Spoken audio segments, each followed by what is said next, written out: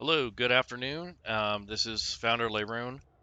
I'm gonna take a look at some Avernus stuff that I've been digging on around the internet. A lot of this stuff is for personal use; it's not for sale. I've kind of scrounged around Google and other resources to find some good images, tokens, and resources to prepare for the eventuality of running a Baldur's Gate Avernus.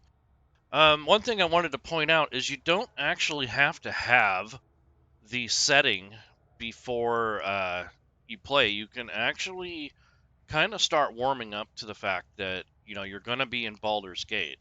There's enough material online and also all over the place that will allow for you to prepare for the eventuality. So you don't even have to really announce that you're going to be doing the descent.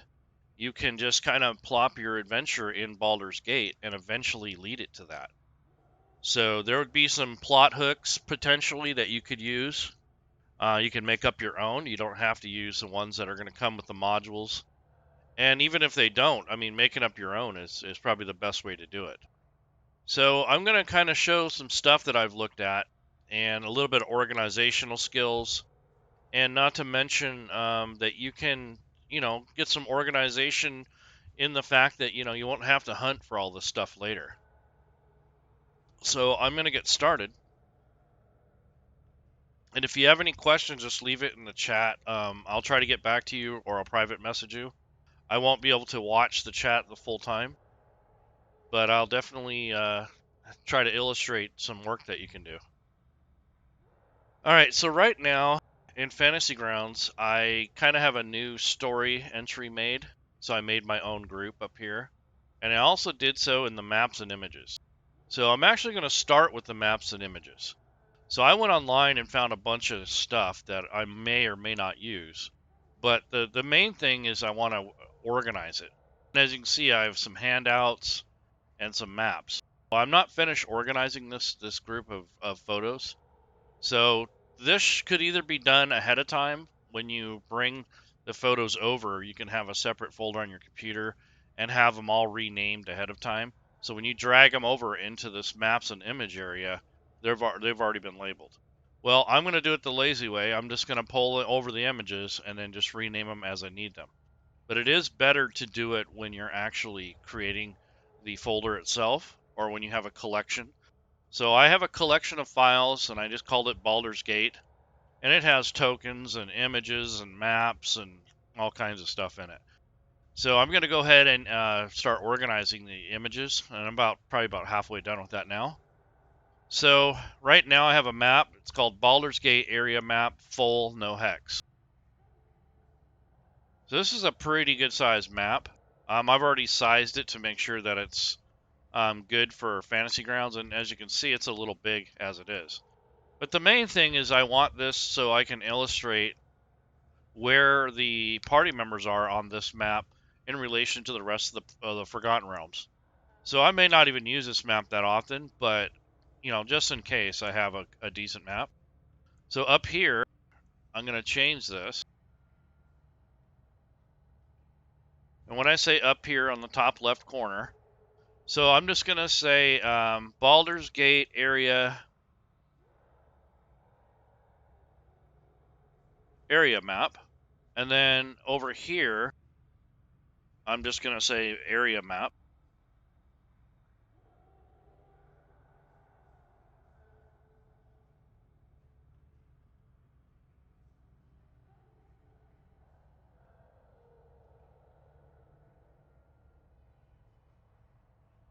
And if you don't want the players to see this text over here, because this is basically for you or for the game master, you can click this little ID button in the middle, and all they'll see is this. They won't see any of your notes. And then I can lock it and then move on. So what that does is it shuffles all this stuff in alphabetical order and by type. So here's another area map, but this doesn't have any labels.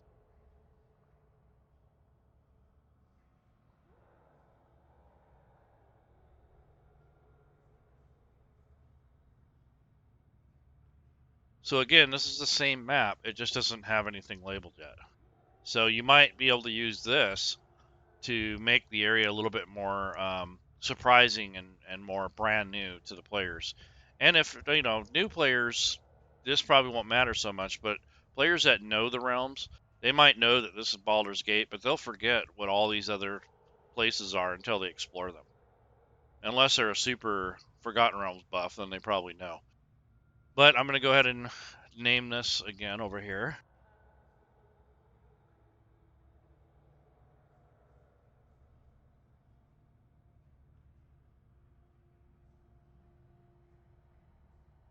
So I'll just call this area map player's view. So instead of saying Baldur's Gate City or whatever, they'll have to figure it out on their own. And then I have this for my label over here. So again, this is going to shuffle all this stuff so that it's a lot easier to look at and you'll know what you have already. So here's a city map from the video game. I thought this would be kind of a cool way to show like a top view, like a three-dimensional top view. This doesn't have any labels on it, so I'd probably show this. It says Baldur's Gate City Map. This isn't really a map per se for the game, but it is a handout of some sort. So this is a map within the Baldur's Gate video game, but I'm going to use it as just a display or a handout for the players.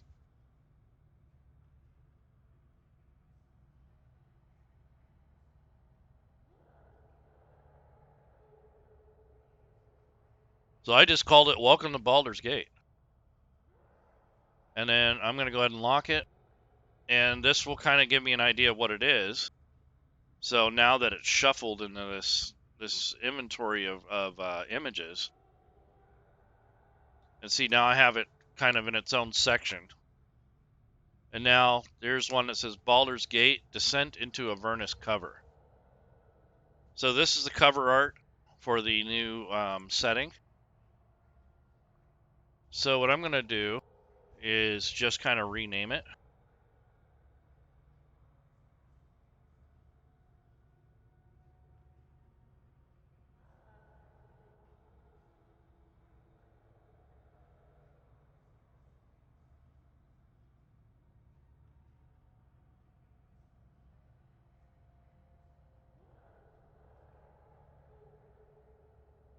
Made a little note. This is the cover.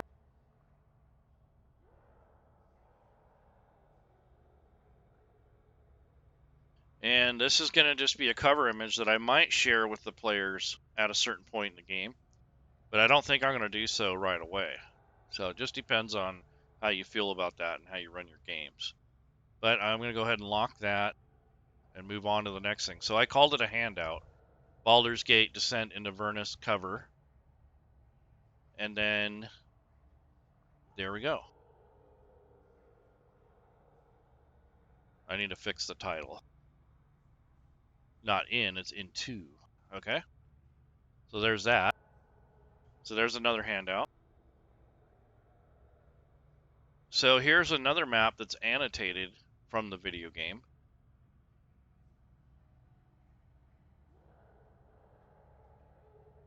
So if your players have never been to Baldur's Gate, they shouldn't already know what every single one of these buildings might be.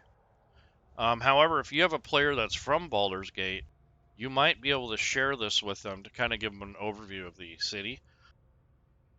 These may not even be exactly accurate as far as space and where they are in relation to each other in the actual tabletop game, but this gives them a rough idea of where this stuff exists in the game.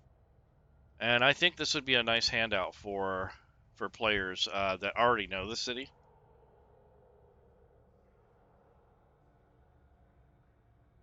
So you can share individual photos with your players. So if you have people that are native to Baldur's Gate, when you start running the Avernus campaign, you can drag this pin to any one of your players that's connected, and they will be able to have access to this particular screen or image without the rest of the party seeing it. And this will remind them of where they need to go and how to get from place to place roughly. And if they want to show the other party members around, they go, oh yeah, well the flaming fists are down this way, or This is the Temple of Umberly, and places like that. So this is more of a good landmark type photo, and I thought it was kind of nostalgic as well. Okay, so here's another Baldur's Gate map. No tags, no labels. So this may also be perhaps a map that someone purchases.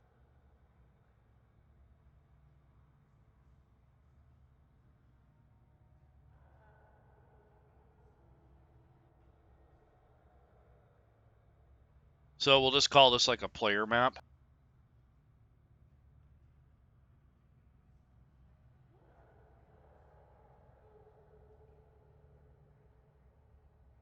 And then again, I'm going to hide this label. So basically, I'm setting up all the images first. That way, if I want to link them or display them, I'll know what they are. So it's important to organize your images. And so now we have all these handouts, and then I have a few more images that I need to go ahead and relabel. All right, so the next thing, let's see. I have a nice little screenshot here.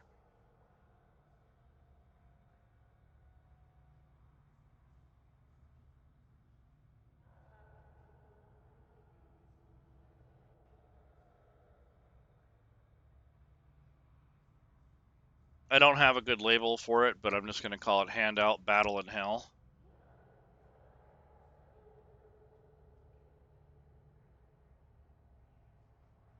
So I'll call this Avernus Battle Scene.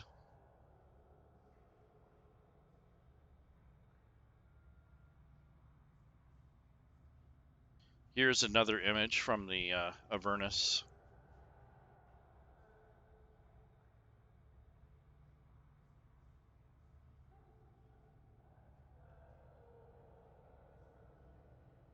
So imagine this is some sort of temple or building.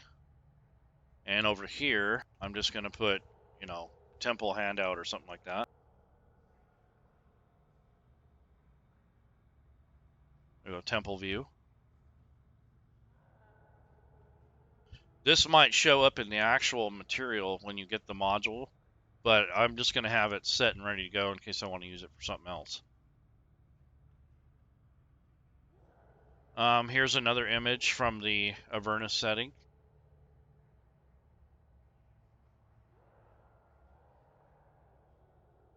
This is supposed to be an image of the players on the River Styx. And there's an Oliphant helping them along the river.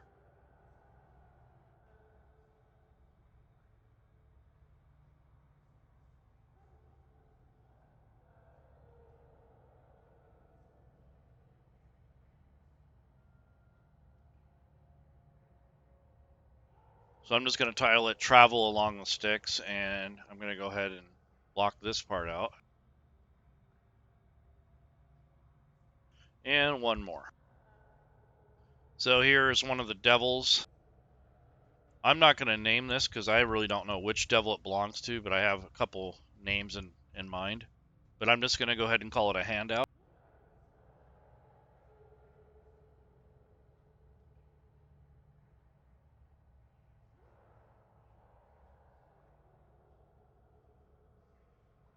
And here I'll just call it Devilish Lord, as they won't really know who this is right away unless they've got a mission to meet up with him. So I'm going to go ahead and lock that. So there we go. So now all the images here have labels. So I found a couple maps for Avernus. So here's one here, and I've already put a grid on it. And also, I found another one that's even a little bit more detailed. This is more of a DM view, but it gives you an idea of these different, where the River Styx is, and on all the hellish roadways. And it gives you a few more landmarks than the other map that I just showed. So these might be good for, certain parts of your campaign, or if you don't have any of the materials, you can use these to kind of give an idea of what areas you need to detail and flesh out. So right here, there's a maggot pit. There's the Plains of Carnage. There's Abthalon and the Tower of High Sorcery, the Walk of Lost Souls. So this has a lot of information on it. The Ruins of Fortitude, the Wasteland Corridor. So you can probably go and look these up and figure out what these are and what they are in relation to the setting. So from here, I might actually, in my notes here, my research, I'm going to drag this over, and this is going to remind me to go look this stuff up. So that way I know what the heck's going on. All right, so that's that. Another thing I would probably research is some things on the Sword Coast. So in the library, I have a whole bunch of books and sources loaded.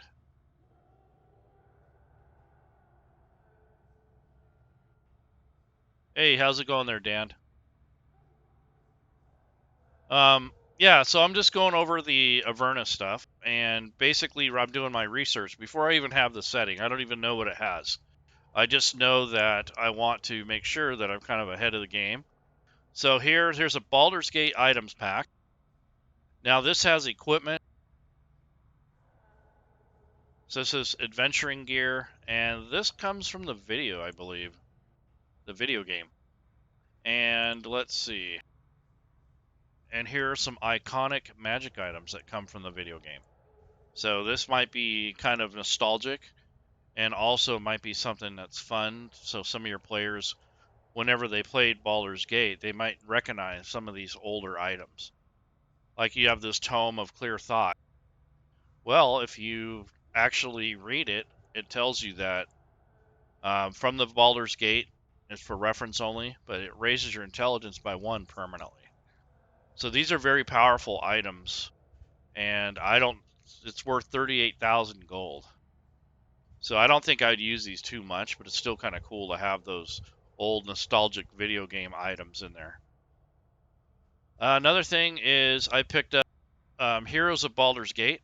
It is a reference manual, and it has a bunch of quests and spells and stories, and it's actually a pretty nicely put together setup. And then you have your factions in here. It talks about the different regions and different encounters that you can set. And then it even has all the key locations on here. So it's going to be very helpful if you're going to be playing in Baldur's Gate. Again, that's on the DM's Guild called Heroes of Baldur's Gate. It's already been converted for Fantasy Grounds. I'm pretty sure Rob had his hands in on that, and a few others. I'm not sure. I don't remember who wrote it. I suppose I should go and look. So let's see. There's a reference manual.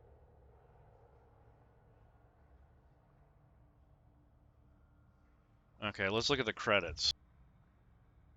Yeah, James Olin wrote it, but Walking Dude and Rob Tui did the conversion, and then Jesse Sky did the editing and stuff. And then there's some graphical shout outs here for people who did the artwork.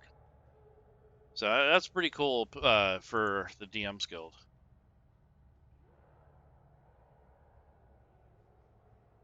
All right, so this will be a very valuable tool to use when you're running a campaign in Fantasy Grounds, and even if you're running at a tabletop. So I'm going to go ahead and take a look at some of the images that they give you, see if they have any maps of the city. I mean, I have my own, but I want to see what they give us. So here's the map of Baldur's Gate, the DM map. Oh yeah, this is really nice. It has all these locations on it. Very cool. I imagine that they correspond with images in the actual book. And then here's the player's map. Oh yeah, very cool. So what I would do with these is, since they don't have any pins on it, what I might do is, if I can find these story entries, I'd probably go in here and pin all of these items. So if I went to this area, I'd already have the pins. So I have to take a look and see where those appear in the game. And then there's some classic elements from the video games. There's Minsk and Imoen and different characters. There's a note from Imoen. So if you've ever played the video games, this is a lot of cool information that's kind of indirectly related.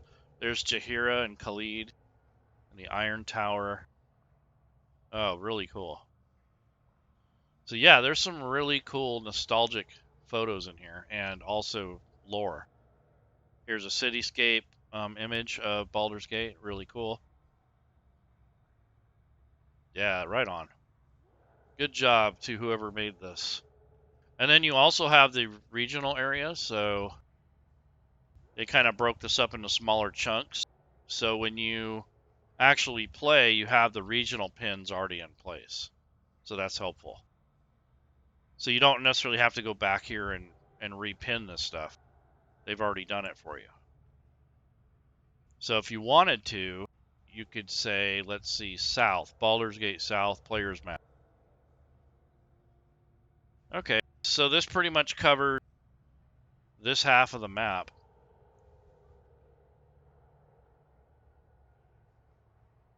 Let me get this a little bit smaller. Yeah, so here's some pins here.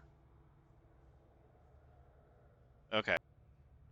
So you could do is take this area map here and pin it to this area.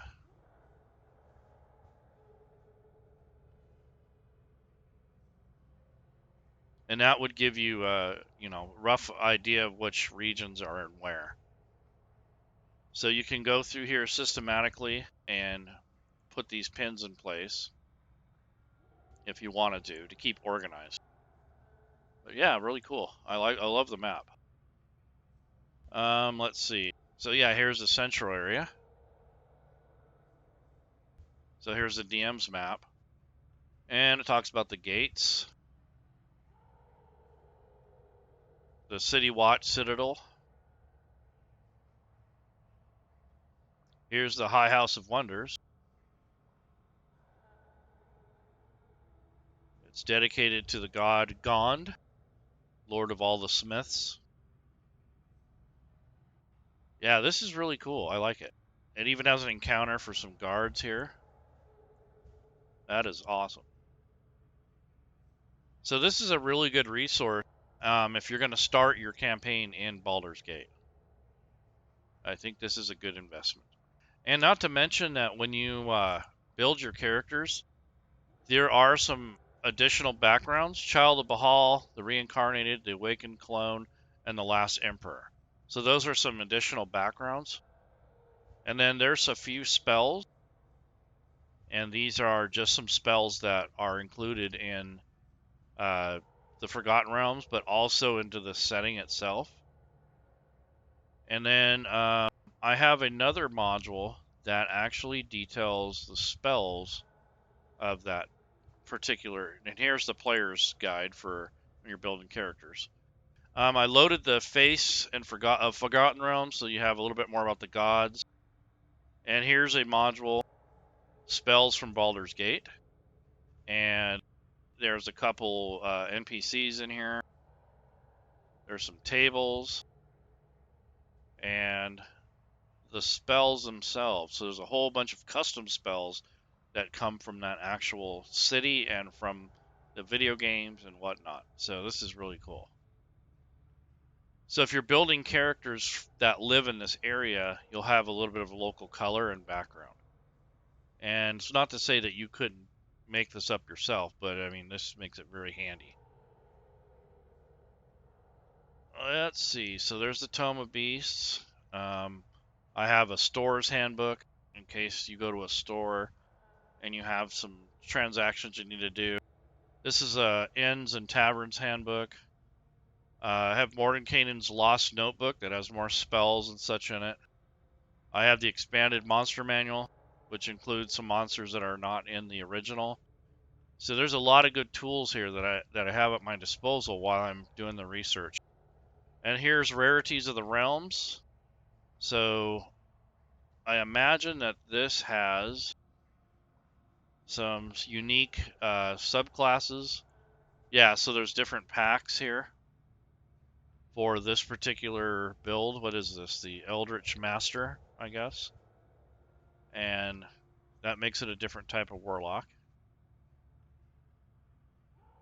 And for Bard, let's see what they give. Let's see what they give us here.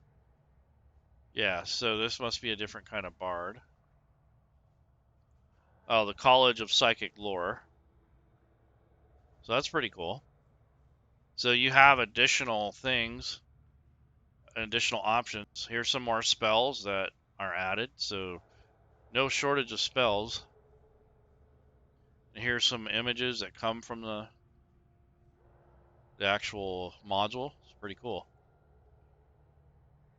So the reference manual is basically races, and some of the things they've added is the Bullywug, half gnome, half Goliath, half Tabaxi, Slytherin, Tengu, and this Suki-Gumo. So these are other races that you can choose from. There's the Death Touched.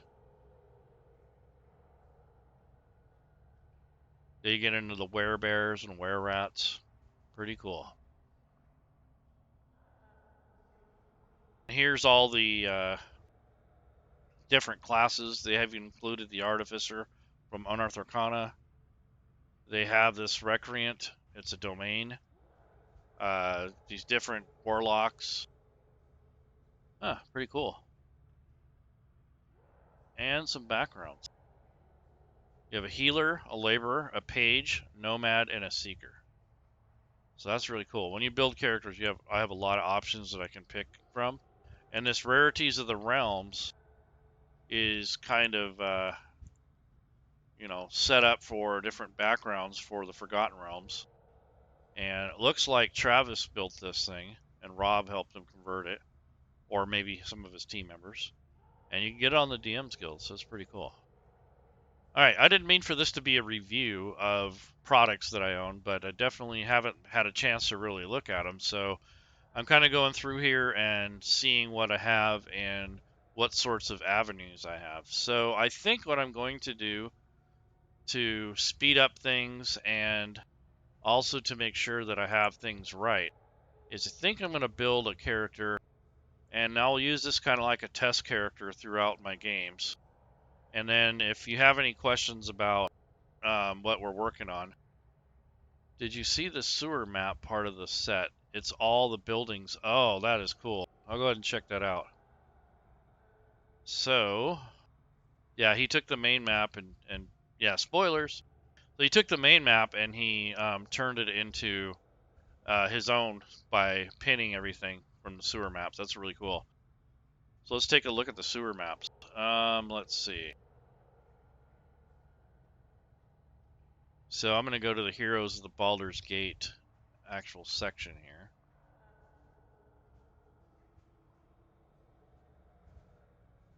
Here we go. Oh, nicely done. They're all organized. This is beautiful. So here's the sewers. Oh, hell yeah. This is the sewer map. Oh, cool. And this actually gives you a lot of data and just all kinds of things to adventure in. That is cool. I like it. And then there is a player's version. Oh, this is the Southwest District. Nice. Very nicely done. There's the Cloud Peaks, which is outside of Baldur's Gate. That's great. So you even have stuff around the area. That is awesome. And then this map here is really nice. This is a Sword Coast map. So this will give you an idea of what the area, the region looks like. Here's Baldur's Gate right here. But then you have all these other environs that are around. And a lot of these will be familiar from the classic video games and other supplements that you might own. So this is really cool for background. So I think what I'm going to do today is I want to build a character that's kind of set around the setting and especially tied to Avernus somehow. And without, speculating too much, I think I'm going to use characters that may function a little bit better in Hell and a lot less better in the in the actual city. So I think the first character I'm going to build is going to be like a tiefling rogue, and the tiefling is going to be tied into some of the background for the first Hell. And I think that let's see. I think I'm going to go ahead and let's see. I'm going to bring up a character sheet.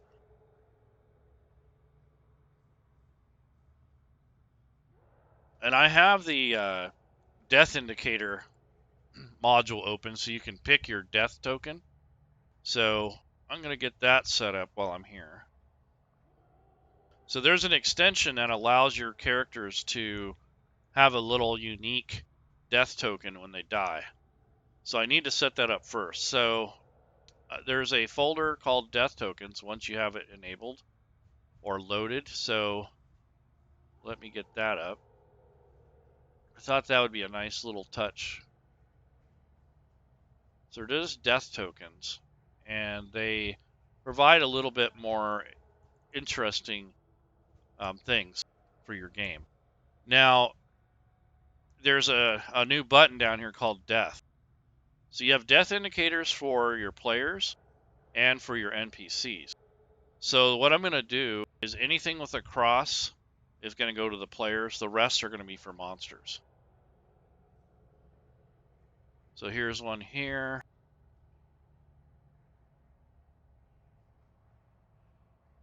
And I like this praying angel looking thing. That'll be a player thing.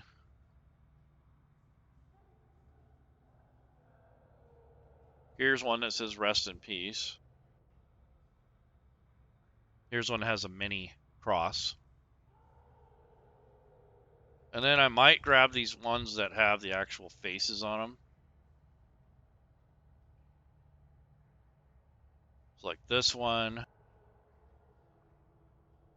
and that one. Now the rest of them I'm going to drag down here. And these are going to be for the NPCs and the monsters.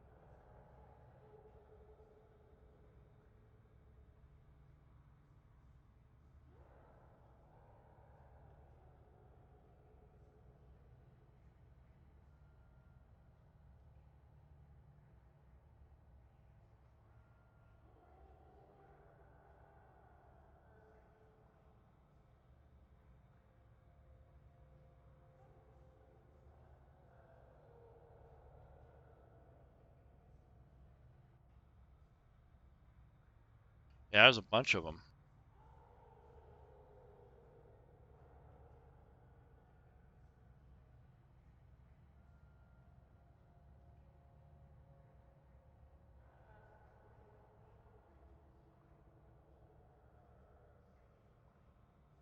Okay.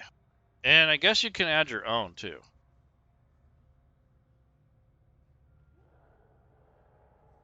Yep, death indicators.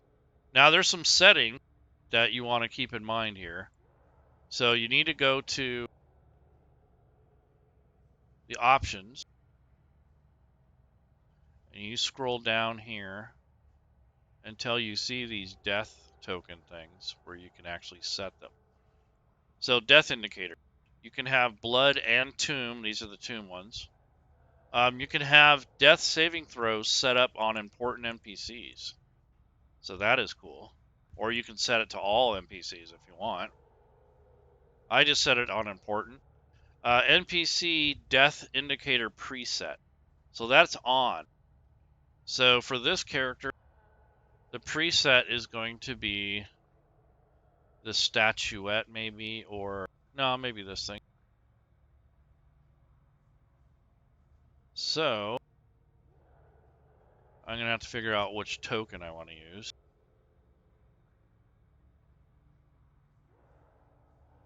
So this one will be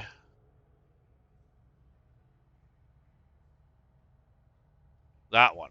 So I set that. That's the one that's going to pop up every time this player dies.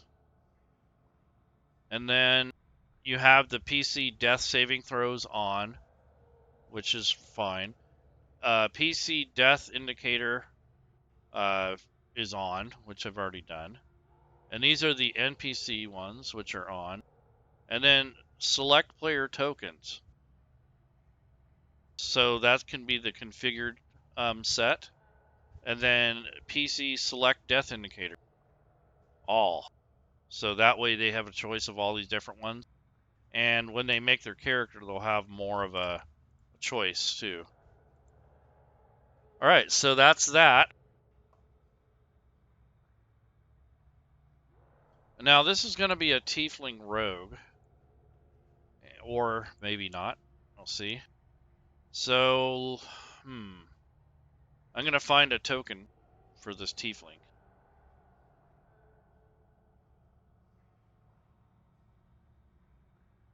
All right, lots of cool tokens here. So, let me see what I have available. Maybe I'll build a character around that. So here's an inquisitor, a scholar, a mage, some sort of spellcaster, a pirate-like one, a warrior, a pog. Here's a warlock-looking one, and here's a rogue.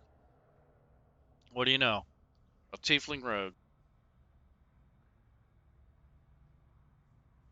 So that'll be her token. And immediately, I'm going to give her a 15 on Dex.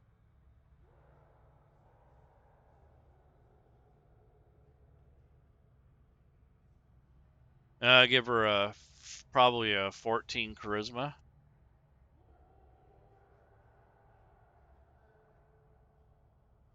And probably not very wise. So I'll make that her dump stat. I'm going to give her an 11 Strength, a 12 Con, and she has a 10 Intelligence. So that's pretty fair. Now what I'm going to do is go ahead and grab a background. So now I have all those fancy backgrounds. Let's see what we got. So I'm going to go to the backgrounds banner. And looks like there's a bunch of standard ones, and then it has some of these others. So what's the last emperor? Last emperor says you are the last emperor of one of Faerun's most powerful ancient dynasties. Thousands of years ago, the overconfidence of your family brought about the ruin of your entire civilization. Millions died. Okay. So you could be from Netheril, Narfell, the Empire of Imisker. That's kind of cool. I kind of want more or less maybe an urban bounty hunter or an urchin. Let's see what else they have. Child of Bahal. So that would be like if you were trying to play the hero from Baldur's Gate series. Let's see, what else do we have here? Folk hero, far traveler, faction agent. Perhaps she's an agent of a faction. I don't think so. I don't want her involved with the factions directly. Maybe she's an inheritor. That'd be kind of cool. Let's see. I'm gonna give her. Looks like. Let's see. Yeah, I'm gonna give her basically a standard, more of a standard type thing. So, in her case, she's going to be a charlatan. Nah, that's too cliche. Let's see.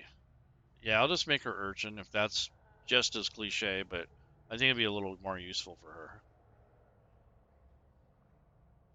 Because she ends up getting sleight of hand and stealth from her background, so that's what I was hoping for. Now for race, I'm going to grab the races banner. And I already know she's going to be a tiefling, but which bloodline?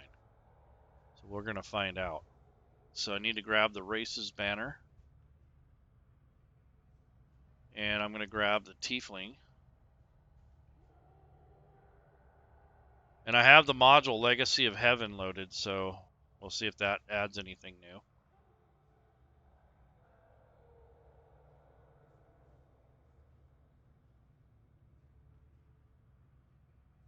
Oh yeah. So there's, wow, you succubus or incubus blooded. You have all these choices here. So maybe she's related to Zariel, or maybe one of the other devils in the story. Let's see. I am gonna say maybe Glacia.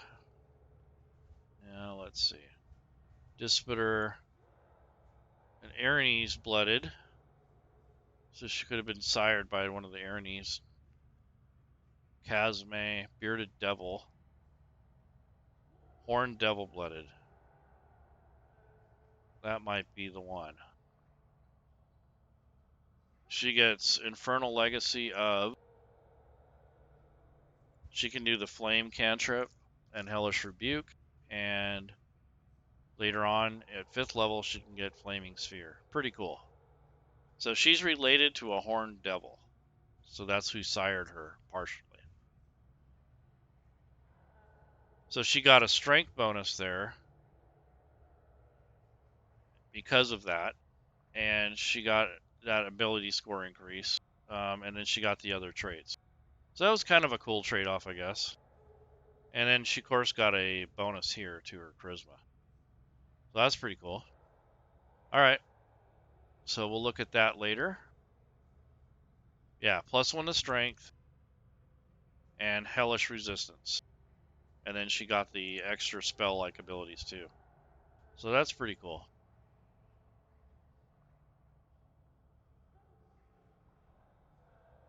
All right. So the next thing is the class and level. So we're definitely going to make her a rogue. So I'm going to look up the classes here. And remember, I'm making this character just in case my group or my party doesn't have a character, and I'll have at least 4 to 6 of them in the wings. So if it comes to that point, I don't have to spend 2 hours working. I'd rather do it way ahead of time. And then if I have to make little adjustments here and there, that's fine. But let's see. So we want her class. So I'm going to open up classes. And let's go ahead and pick a rogue.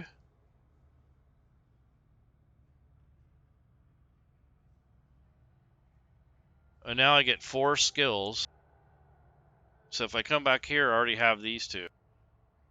So I'd probably give her acrobatics. Probably persuasion, performance,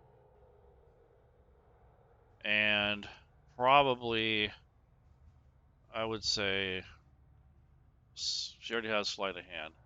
So probably perception or investigation, maybe intimidation, insight, athletics.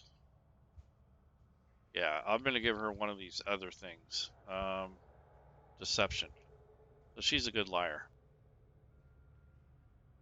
All right, 1, 2, 3, 4, 5, 6. Okay, that's right. Now I'm going to level her up. So I was thinking probably getting these characters up to 5th level, just in case, maybe 4th. So I'm going to go ahead and level her up now. All right, so now I got to pick the background archetype. So I think that she's more of either inquisitive or maybe a swashbuckler type or a scout.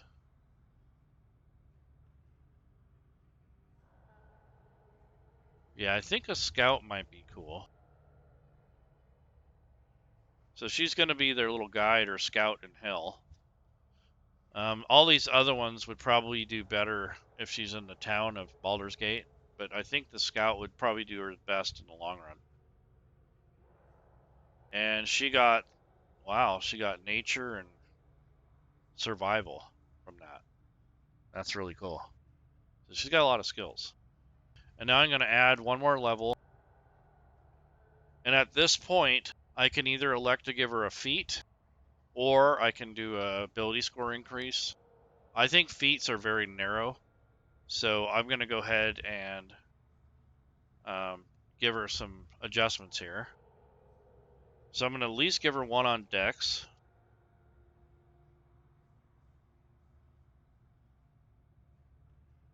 So she has a 16 Dex now.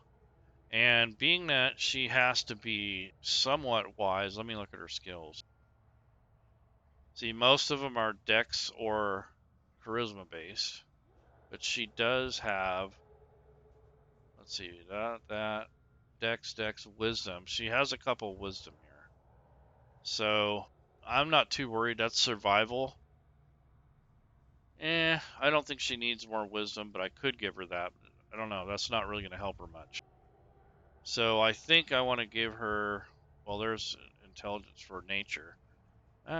Maybe I will give her an intelligence point. Let me look at that.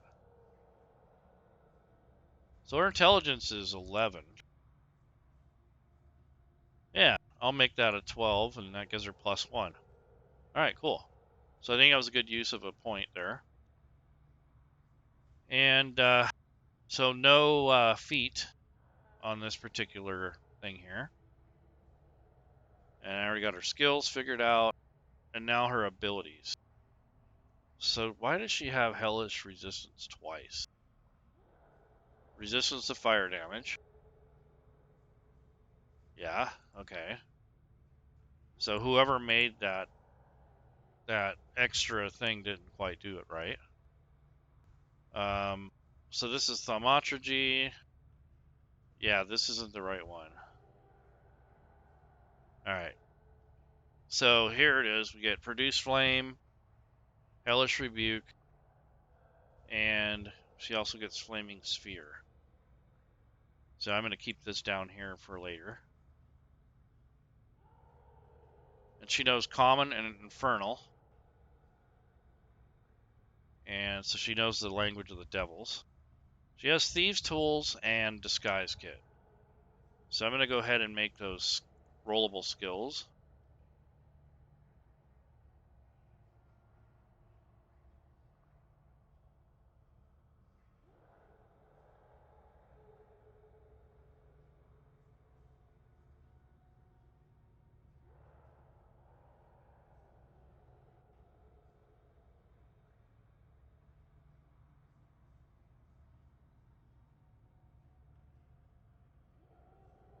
Okay.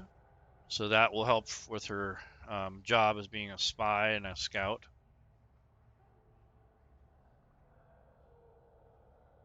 And now I'm going to go ahead and let's see. Here's her inventory. I'm not going to deal with that just yet. Her notes. I'm going to make her probably chaotic neutral.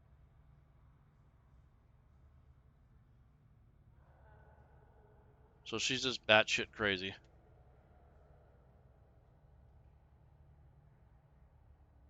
And female.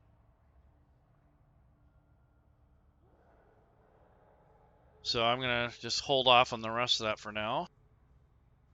But that. I haven't thought of a name for her, so anyone in the chat have a good name for a tiefling female rogue, put it in the chat. I can't think of anything right off the top of my head. That's actually not a fair statement because I don't have that much hair on the top of my head. Let's see. So ability score improvements. I gave her Dex and Intelligence. So I always notate that. City secrets. So she knows a lot of the secrets around the town. So that may be a thing that I want to think about. Expertise. She gains expertise in 2 skills of her choice. So I will definitely look at.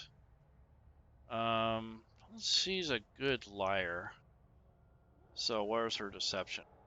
I'm gonna give her expert liar and stealth, survival, and a stealth. She's very sneaky and very deceptive. Very cool. Okay, and now let's see. She's a skirmisher and a scout. So as a scout, she's skilled and stealthy and surviving far from the streets of the city. So she has some outdoors kind of landscape stuff on her side as well. So if they embrace this archetype, they're at home in the wilderness. So that's cool. So she's good both in and out of the city. And then Skirmisher. So at 3rd level, she's difficult to pin down during a fight. She can move up half of her speed as a reaction when an enemy ends its turn next to her. So that's pretty cool. And no opportunity attack. So that's very handy. Survivalist. Yep, she gets nature and survival for survival outdoors and thieves can't. Okay, cool. So her hellish resistance is that of fire.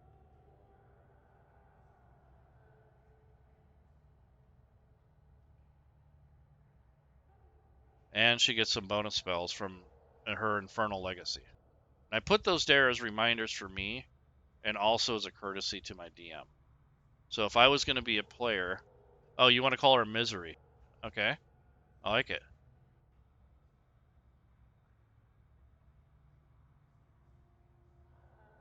So her name is Misery. I love it. Good name. Let's see if I can find a photo with that for that.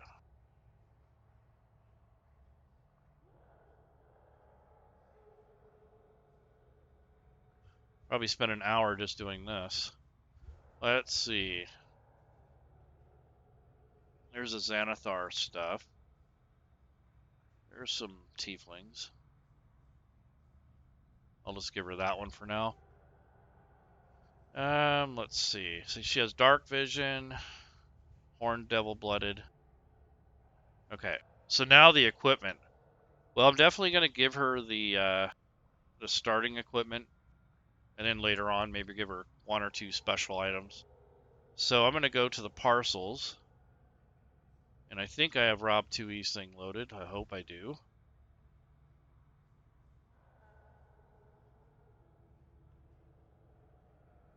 Yep. So she is a urchin. So I will find that background and drag that over. So that adds all this stuff here. And she has a token. Token to remember your parents by. I think I'm going to do something with that. I'm going to make this one of those soul token things.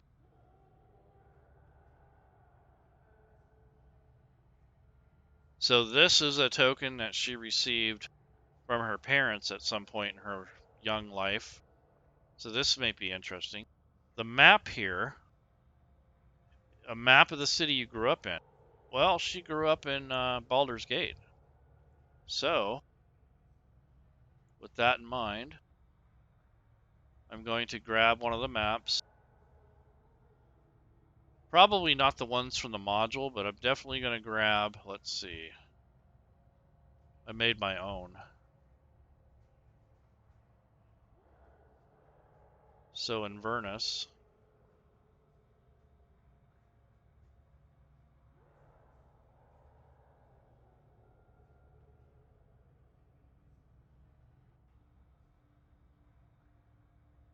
Or Avernus. And here's some maps. So she's never been to Avernus that I know of.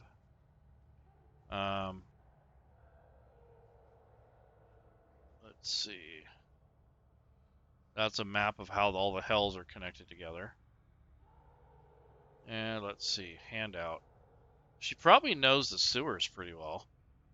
Let's see. Here's an area map. Yeah, I'd say she has this map, but this is supposed to be her hometown. So probably, let's see, Baldur's Gate. Maybe that. What is that colorful one?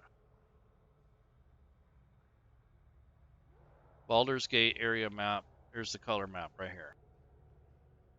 Nah, that's not a good enough resolution. Let's see, handout, Baldur's Gate. Here we go. So she's going to know the city very well. So I'm going to go ahead and take this, drag it in here, and that's her map.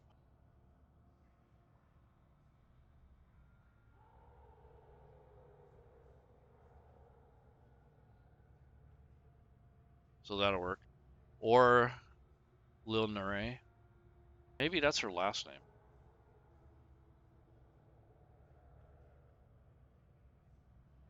So maybe her real name's Lynn Nure, but her nickname is Misery, something like that. Okay, and now I want to grab her background items, or her class items. So back to parcels. I'm going to go down to starting equipment for Rogue. All right, so she's got all this stuff. And now I might change her gear up, but for right now, I think this is what I'm going to give her. Cutting action, okay. She has that. Cool. So I need to make that as well. And she has sneak attack. All right.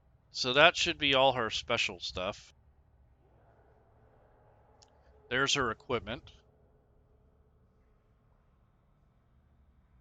Now for her background, I'm going to try to pick the best I can, but I don't know if it will fit her character or not. I'll find out. So I go to her urchin background. Scroll down to the bottom. I might end up changing these, but for right now,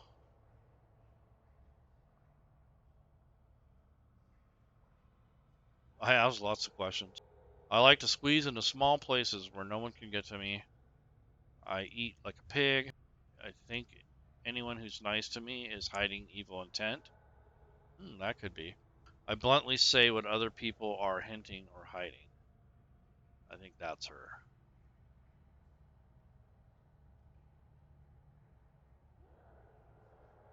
So her ideal is change, retribution. The rich need to be shown what life and death like in the gutters. People I help with who help me. So it keeps us alive. I think that would actually be good.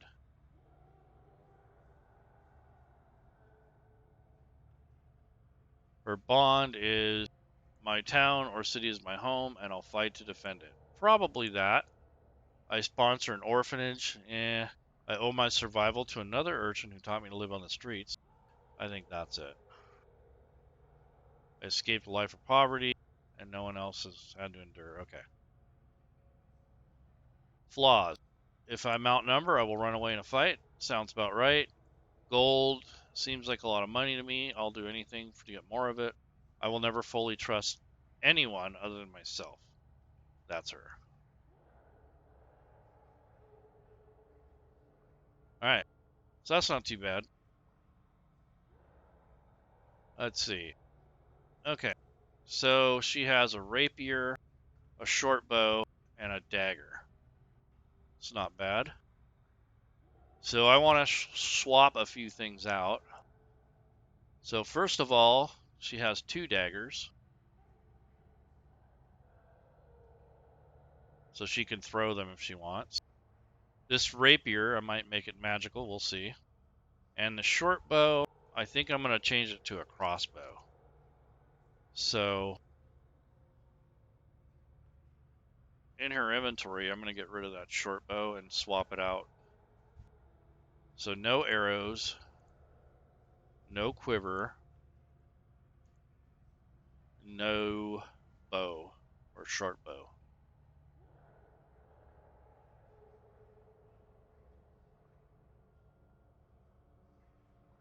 So that's that. And now I'm going to, let's see, she has leather armor, that's fine. Let's see.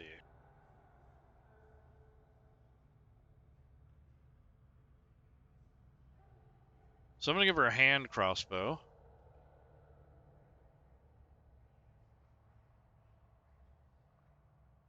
And I'm going to give her some bolts.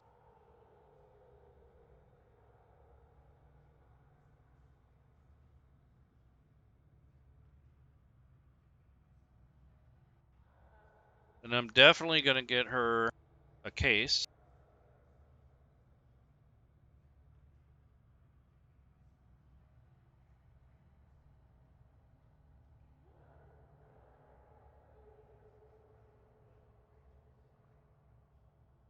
And that should be good there. I'm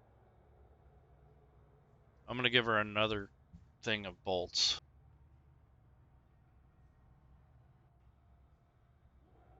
So she has a total of 40 bolts, but 20 of them are pretty much stowed away. So that's why I got her the case. But instead of making this 40, I'm just going to keep it at 20.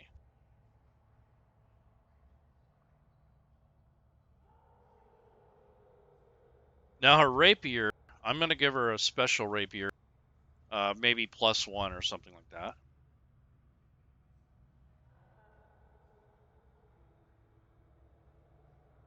There we go. Nothing really special, just a +1 weapon. So it says refined rapier. That's because it's not identified. So if I go into her inventory and I look under rapier, that old one's kind of going away.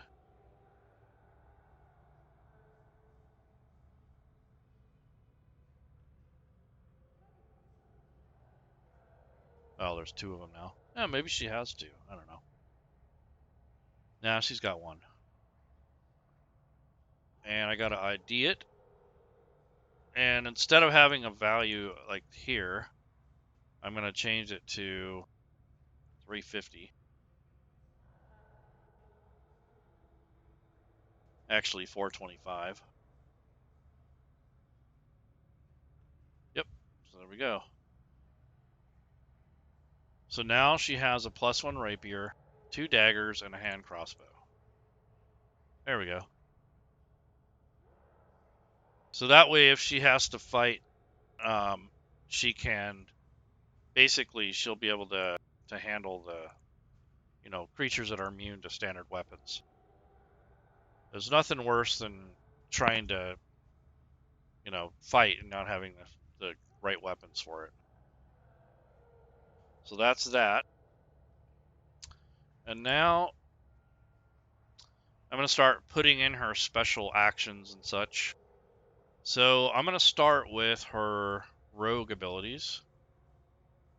So I just clicked on here the add power, and it's really just a placeholder.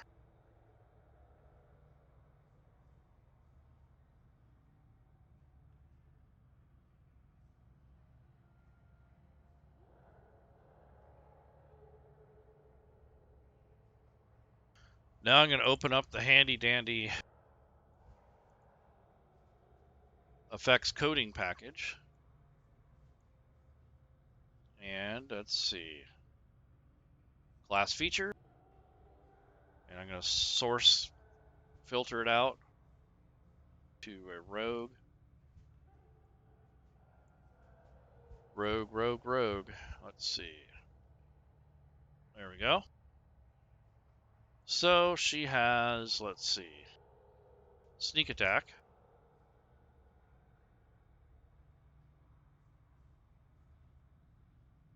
That might be it. So she has sneak attack, but what damage does it do? So there's a table that you need to go. I believe it's an extra die, but if you go down here into the rogue table, it tells you for each level what their sneak damage dice is for each level. A lot of people forget to change that. So 4th level, it's 2d6. So when you drag that over, it's only 1d6. You need to make sure you change that.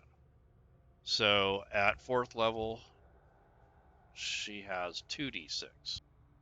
So make sure you change that. So right now it's set for 1. If I open the magnifying glass and I change this to 2, now the proper damage will be applied. So that's that. I don't think she has too many other No, none of these other ones apply. Nope. Nope.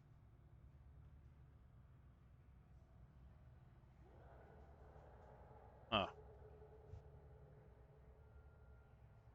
Okay. So this is role play. This is racial.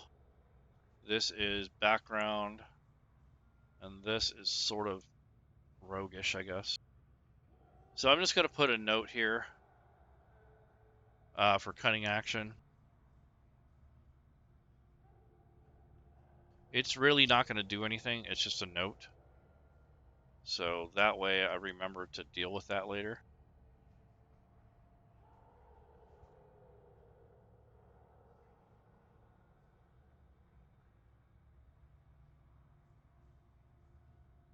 So this, by default, yeah, okay. So it gives me the cunning action description. Now what I can do is set up these abilities here. So I'm going to do the standard actions now, since I'm in the class features.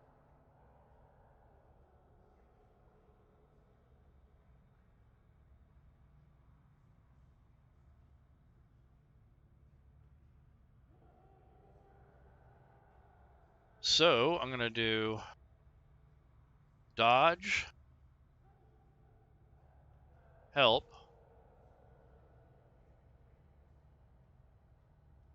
and ready.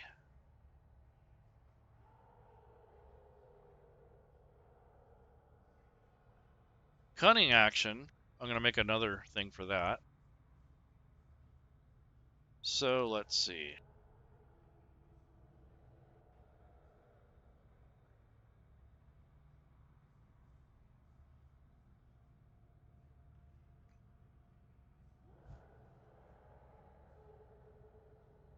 So I'm going to make a few of them.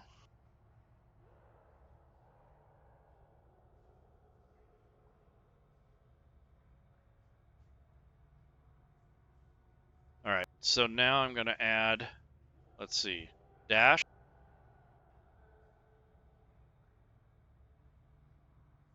which is now considered a bonus action. Hide, which is this. But instead of a standard action, it's a bonus action.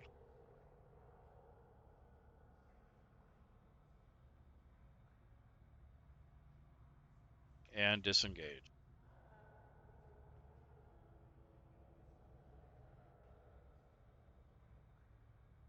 So honestly, these don't really do a whole lot, but when you apply them to yourself as an effect, it will put it in the combat tracker and the notes here in the chat window, and it kind of reminds your DM or whoever you're playing with that you've used that as a bonus action. So there's the rogue abilities, there's the standard actions, and then these are the bonus, the cunning action stuff. Now what I'm going to do is just add just a regular effect to it, and I'm just going to call it disengage.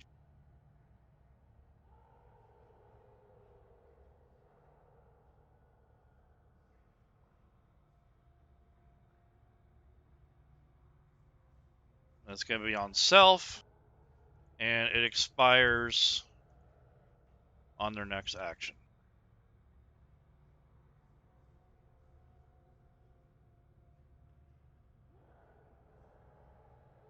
Yep. So when they try to do that, it will expire after that. And then for dash, same thing.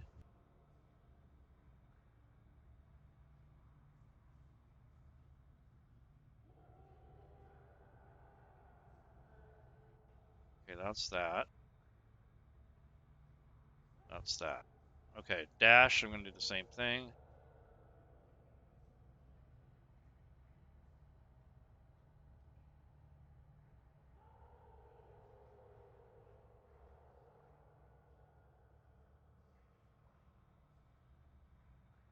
So on next action.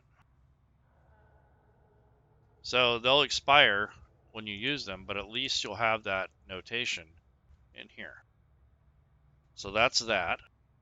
It's not necessary to do that, but it really helps remind people stuff when they're doing their turn. So Drake says that extension has some glitches. Yeah, I noticed that. I'm not using the one-click module extension. I'm the one that actually found it, I think, and I showed it to them, and they're working on it. Okay, so let's see. That's that. Now I need to deal with the racial stuff. So it's always about race.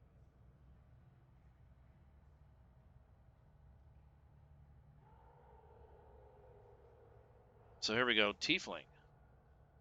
So Hellish Resistance. I need to set up the section first. So I'm going to go ahead and add a power.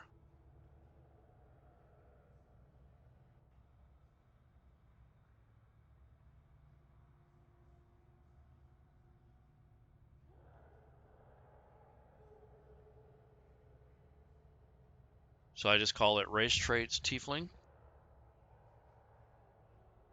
And Infernal Legacy Hellish Resistance. So I will drag that over. And that automatically sets up the trait here. The other one, though, I might have to create it, because this one is set up for a standard Tiefling. I need to grab the one that I got from that special race. So I'm going to go to Races, Tiefling, and I believe it came from, let's see, Legacy of Heaven and Hell.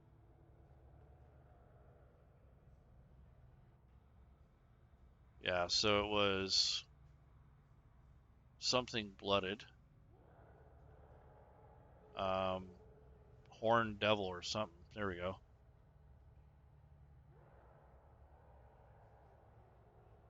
So this Infernal Legacy is different.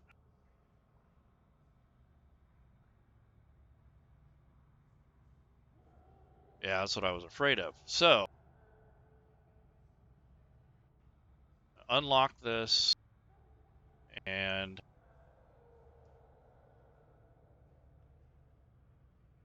I'm going to put that there. And then I'm going to put a description down here.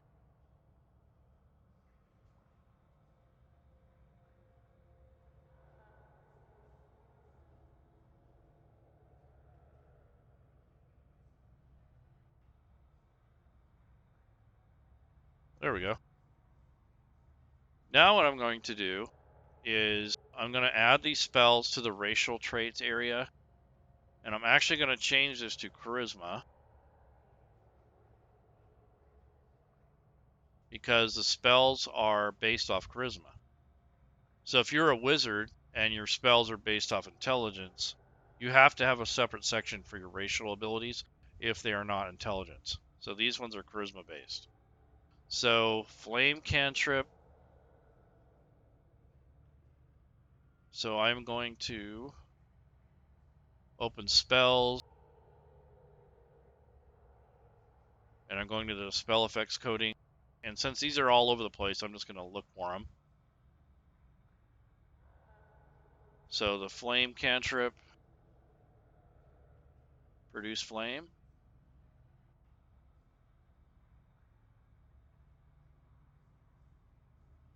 And then the other was hellish rebuke.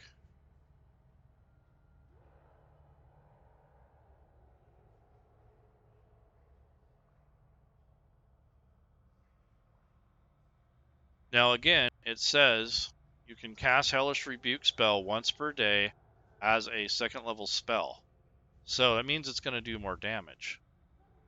So here, I need to add another 10-sided, because if you read the description of the spell, it says at higher levels, you gain another d10 for each level above second. So I don't think that, let's see, the damage increases 1d10 for each slot above level 10. So I don't think she has that problem. So just wanted to make sure. So I guess leave it as is. So she's not casting it as a spell, it's a racial trait. So we'll leave it there. And you check this to make sure it's parsed, because sometimes when you add these effects, this for some reason isn't changed. I'm not sure why it does that, but if there's any spell DC saving throws, those sort of things, you want to check that out. All right, so that's that. And at 5th level, you can also cast the Flaming Sphere spell once per day.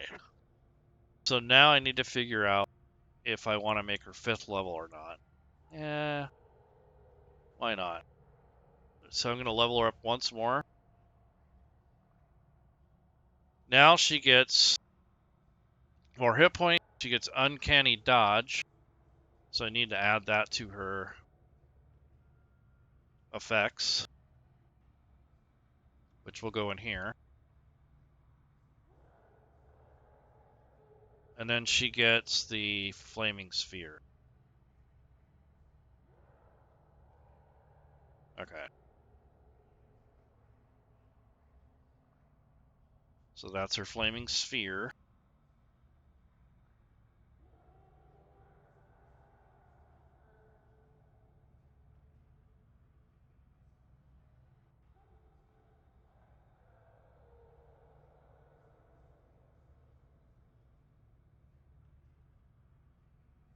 Uncanny Dodge.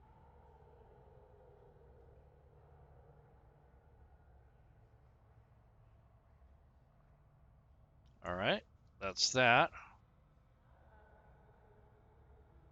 What else does she get?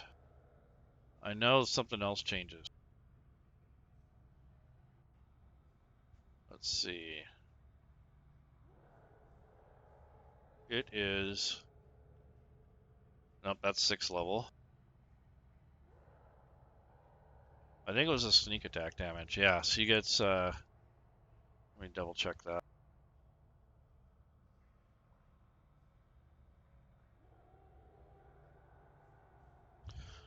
Her sneak attack damage might go up because of her level change. So, nope. It stays this... No, actually it does. It goes to 3d6 instead of 2d6. So, you need to make sure you change that when you level up. So now, her sneak attack, instead of doing 2d6, now it does 3.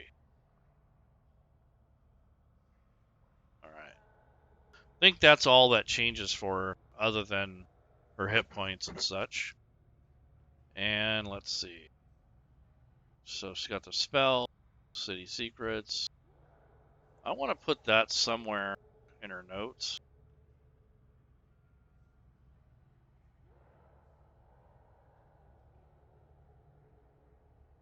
I want to know what secrets she might know, so I'm going to look into that. And then she has a soul token as part of her background. So these are things I'm going to develop later on, and how to tie her into the setting. So I'm going to make her a fairly young adult, maybe 27. She's probably a whole 5'10", and maybe 147 pounds top max.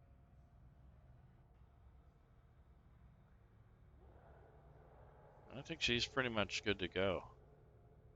Yeah, so she's got all her traits. Now I'm going to add her consumable items, which isn't necessary, but I do it for ease of use.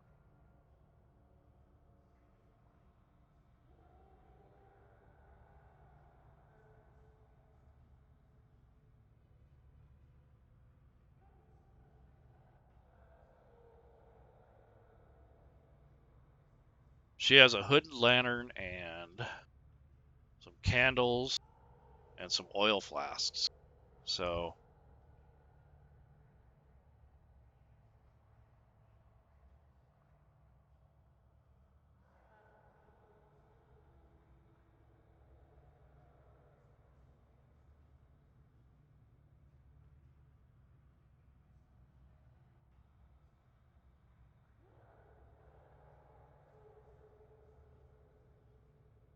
Most people complain to me. They said, "Well, I have dark vision. I don't need it." Well, actually, you do need or you need standard light sources, because if you want to read anything, unless you have some magical spell that lets you read in the dark, you do need candles or some sort of light source. So if you read scrolls or spell books or anything that's in the dark, you need to have some sort of light source. So that is why you have light sources. I don't know how many times I've had people say, "Well, I have dark vision. I don't really need it." Okay, fine. Then when it came time to deciphering something on a wall that had no relief to it, I mean, you couldn't feel it, I said, "Well, you can't read it." And they're like, "Why not? I have that language, or, I have Arcana." And I said, "Yeah, but you don't have eyesight."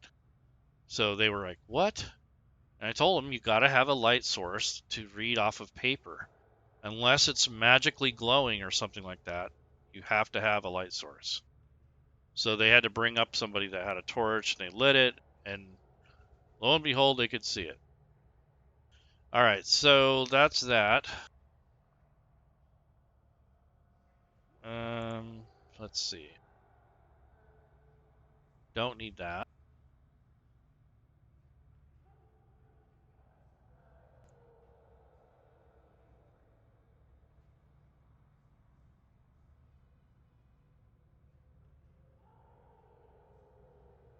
So she's got ration and probably healing potion. I'm gonna give her one.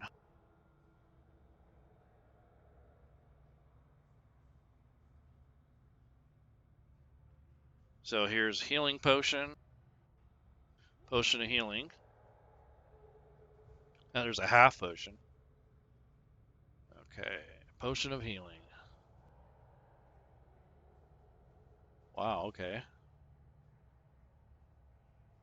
There's a lot of different varieties of it.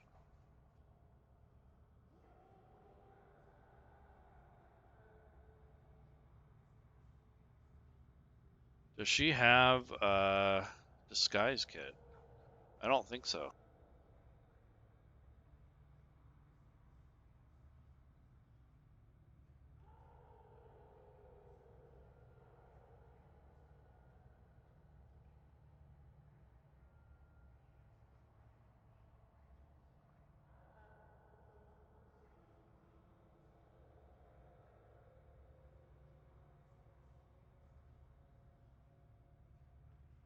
I had to identify the potion of healing.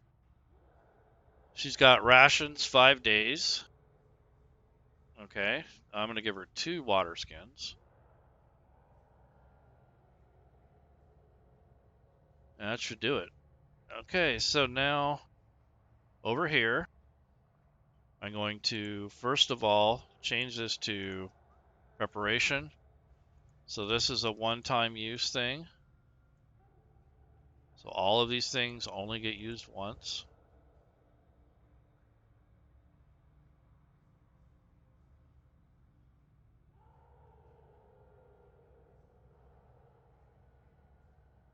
So that's all her supplies. And then I'm going to add functionality to the potion itself. So I'm going to add the healing function. And then to define it, I'm just going to right click on the four-sided, grab 2 dice, drop it there, put 2 in there. And then if you want a description of the potion itself, you can actually come to the item here and fill this out, at least give it some basic information. So what I'm going to do is make a copy of the potion, and there we go. It's already dealt with.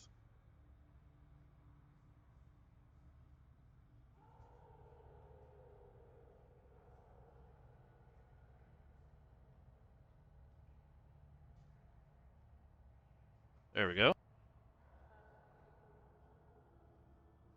So now my players say, how much does it heal? Well, it's right there in the description. So there we go. Anytime you make something like that, it's a good idea to add the description in here, because you will believe me, someone will ask if you don't have it.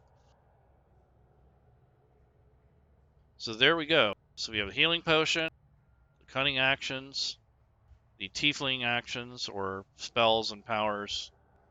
Infernal Legacy is just a note, basically, and produce flame and hellish resistance. I need to look that up again. So you can use this all day long, but you can cast once per day, and the other one is once per day. So I need to check that.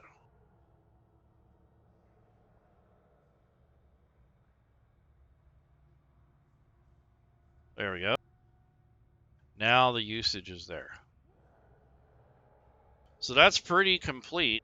I mean, I don't see anything else to add except for the backstory and maybe some artwork or something. But other than that, that's the first character I'm building for this type of setting.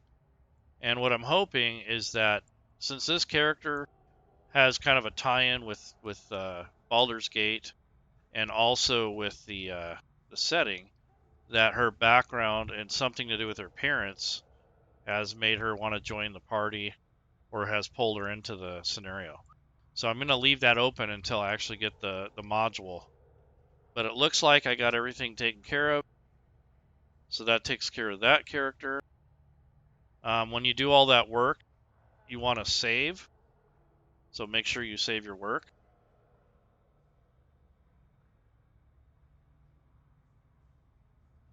All right, cool. So that's that. Now I want to figure out maybe where does she live in relation to the city? Like where does she stay?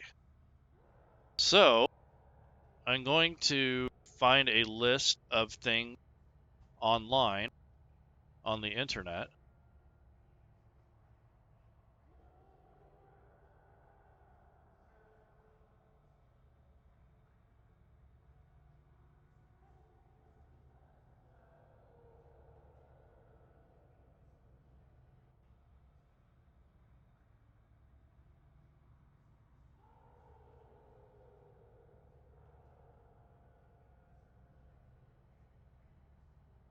So there's a lot of places.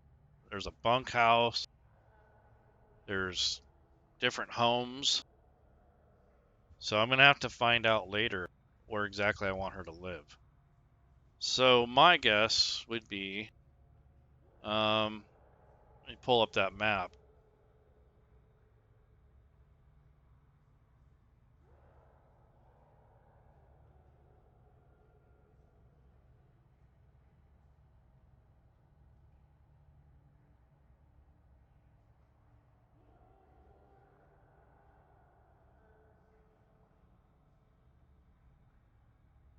Okay, so I'm going to look at the overall map. My guess is she wouldn't live over here. So probably somewhere in this area here, along the dock area. I don't see her living near, well, probably down here somewhere. This looks like prime time real estate here. So the market's right there, so she's close to anything she might need, whether it be stolen or purchased. So let me look at that. So we have the east. So that's southeast, basically. Let's look at the south one. Nope. Central. Okay, maybe. Looks a little too ritzy for her. So what do we have? South, we have southeast, central. There's the sewers. She probably knows a little bit about those, at least where the entrance is. And let's see, southwest. So that's just a player's map.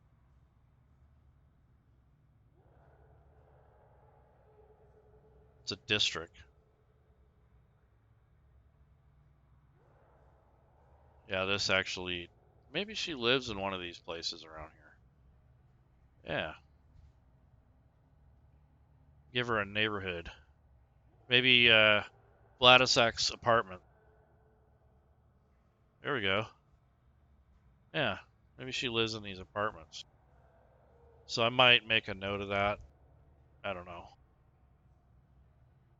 But at least I know she's in the central area. Okay, so that's where she lived.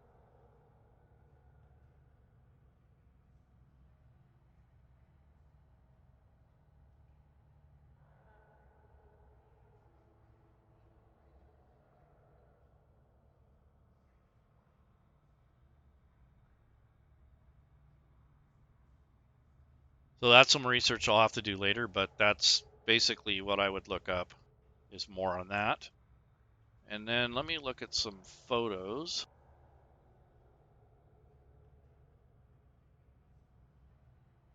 Let's see. Nope, not that. Not that. Hmm. So now I'm going to do some more deeper research and find out where, if any, gates that lead from Baldur's Gate into the Avernus at this point before the actual adventure starts. So I want to see if there's any gateways.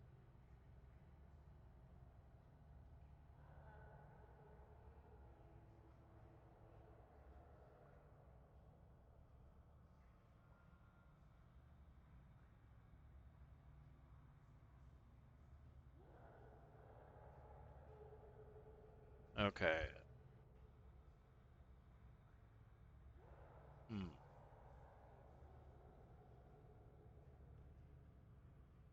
Baldur's Gate 3 is also coming out, so I'm wondering how that's going to tie in.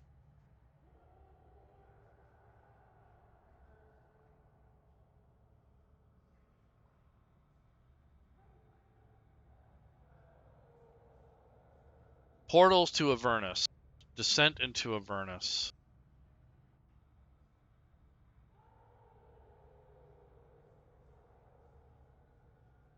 Let's see.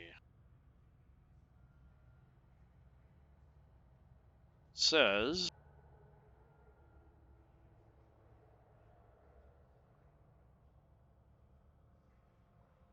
Elturel has fallen. Huh. So I'm going to have to go back through some old lore books and see if there was any direct gateways or portals to Avernus from Baldur's Gate or nearby.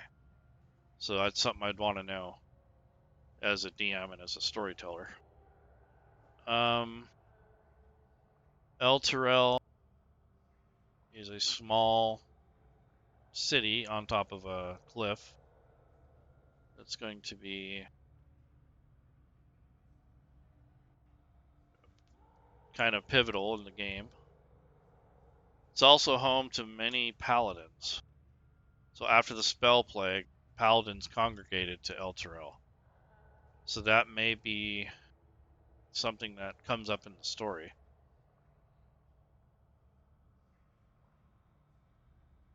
The city is ruled by the High Observer of Torm.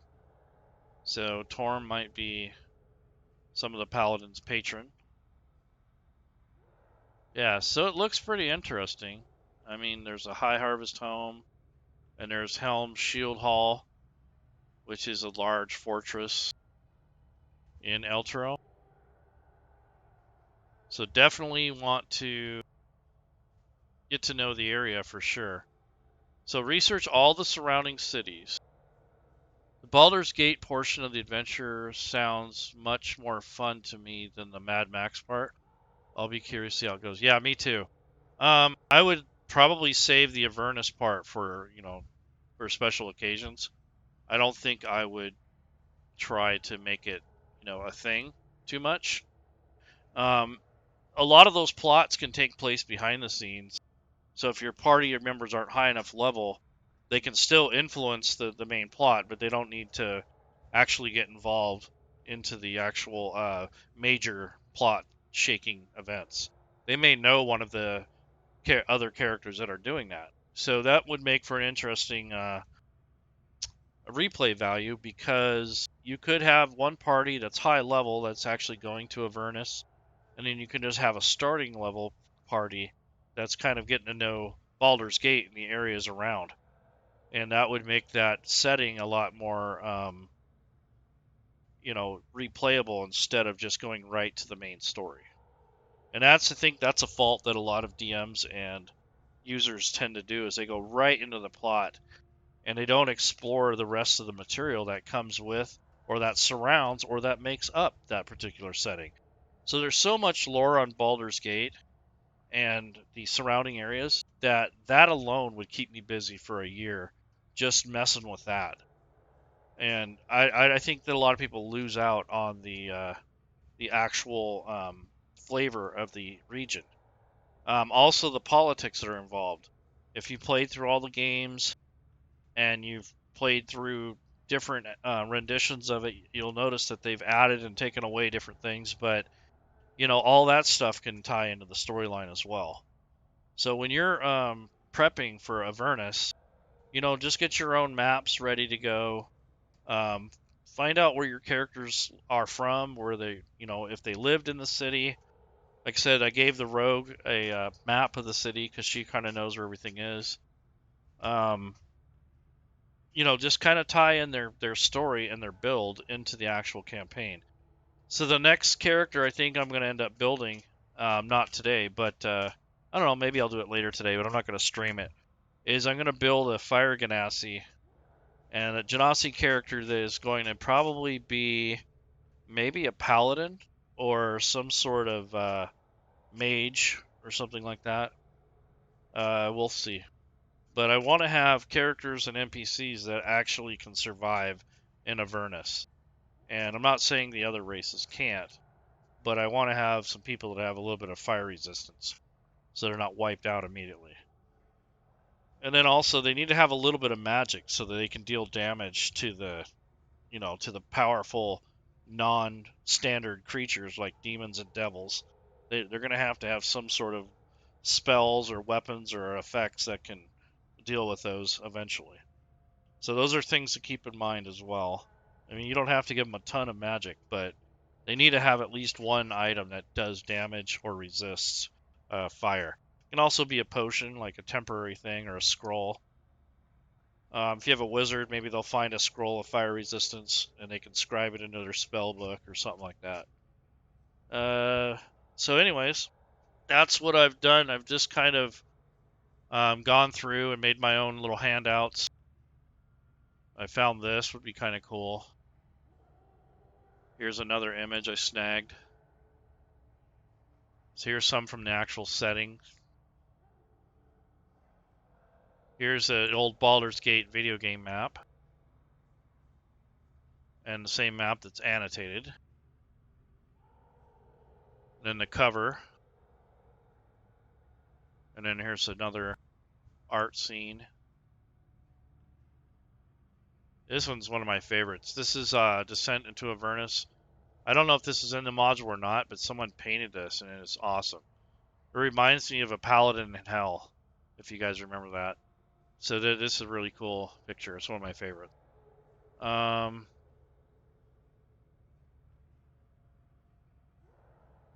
So there's this guy. Some more pictures for color. Here's Gratz. I don't know if you guys remember old Gratz, but he might be making an appearance. So I got a photo of him. Here's the notorious Soul Coin. Here's an Avernus map that I found. Here's some more of the setting photos.